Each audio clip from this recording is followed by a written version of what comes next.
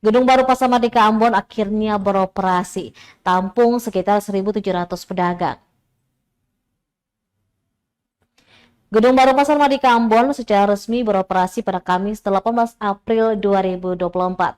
Grand opening gedung baru Pasar Merdeka Ambon dilakukan oleh Gubernur Maluku Murad Ismail secara simbolis dengan hand scanning dan penguntingan pita. Gedung baru tersebut bisa menampung sekitar 1.700 pedagang. Gubernur Maluku Murad Ismail mengatakan revitalisasi Gedung Putih menjadi gedung baru Pasar Merdeka ini berasal dari menggunakan anggaran Kementerian Umum dan Perumahan Rakyat sebesar 134 miliar 863.524.850 rupiah. Ia pun berharap dengan fasilitas yang ada, para pengelola, para pedagang, dan juga masyarakat yang berkunjung ke pasar tetap menjaga kebersihan agar kondisi aman dan nyaman. Tak hanya menjaga, dia juga menegaskan agar tak ada lagi oknum atau kelompok yang mencari keuntungan sendiri dengan pungutan liar. Pasalnya, imbas dari pungutan liar itu memberatkan para pedagang dan berdampak pada naiknya harga barang kebutuhan pokok yang semestinya tidak perlu terjadi.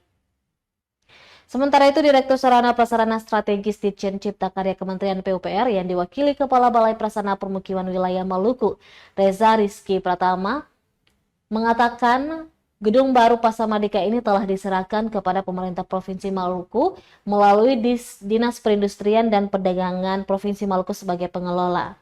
Pasar ini juga merupakan pasar rakyat yang dilengkapi dengan berbagai fasilitas yang mumpuni, sehingga ia berharap pemerintah daerah dapat berkesinambungan melakukan operasi pemeliharaan berkelanjutan. Diketahui gedung baru Pasar Merdeka ini dibangun pada 30 Desember 2021 dan rampung pada pembangunannya itu tahun 2023, tepatnya pada 22 Juli. Gedung baru Pasar Merdeka terdiri dari 4 lantai dengan fasilitas eskalator, lift, ruangan IT, juga ada pengelolaan sampah.